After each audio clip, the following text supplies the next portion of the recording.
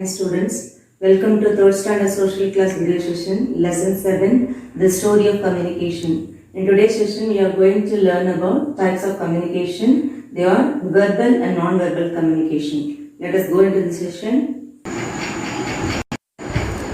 In this session, we are going to learn lesson 7, the story of communication.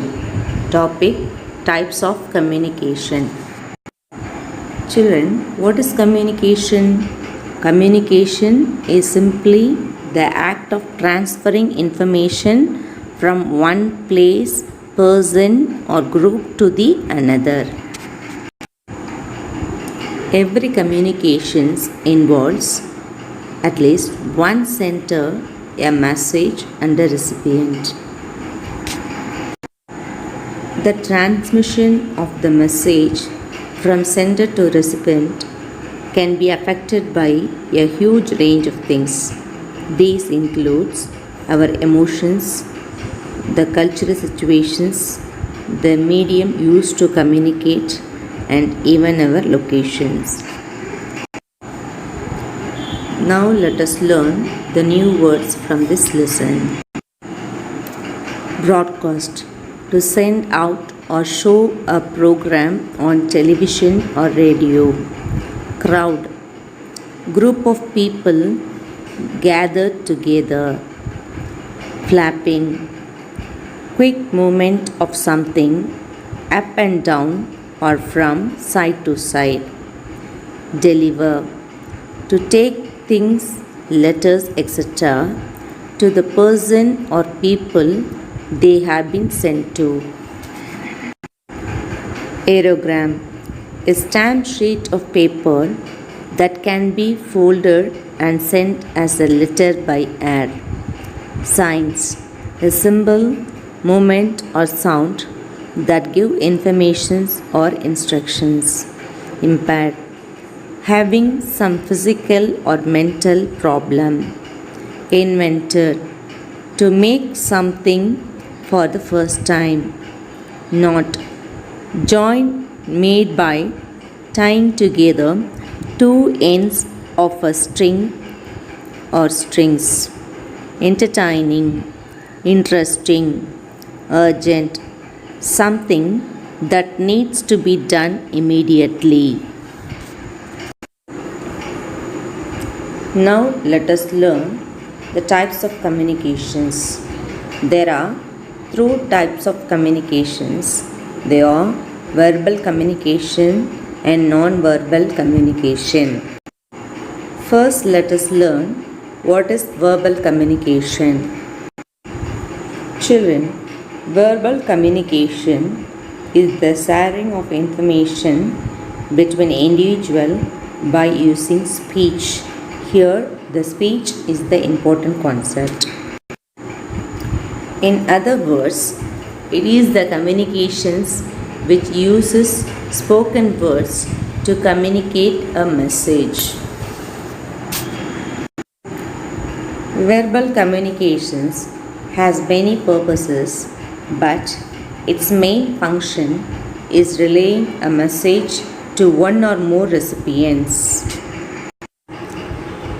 Verbal communications can be used to inform, inquire, argue, and discuss topics of all kinds. Now let us learn in detail about the non-verbal communication. Non-verbal communication is the communication done by sending and receiving wordless clues. Children, can you have any idea without words how do we communicate? Non-verbal communications includes body language, gestures, facial expressions, and even postures. Non-verbal communications sets the tone of the conversations. Non-verbal communications also includes pitch, speed, tone, and volume of voice, gestures, and facial expressions, body postures, stance, and proximity to the listener, which means the distance between the speaker and the listener, eye movements and contact, and dress and appearance. Here are few examples for non-verbal communications. Our face expression, how to help the non-verbal communications.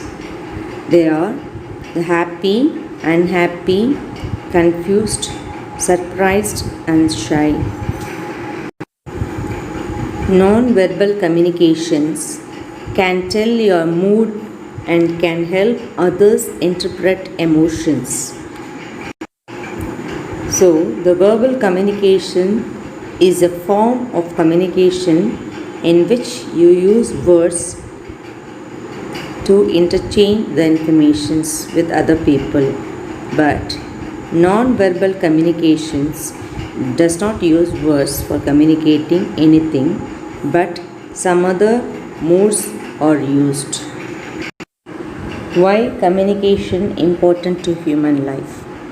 Communication helps people to express their ideas and feelings, and it at the same time help us to understand emotions and thoughts of others. As a result, we will develop affections and attitudes towards other people, and positive or negative relationship will be created. Being able to communicate effectively is perhaps the most important of all life skills. It is what enables us to pass information to other people and to understand what is said to us. I hope you got clear information about types of communications. Thank you, students. Have a nice day.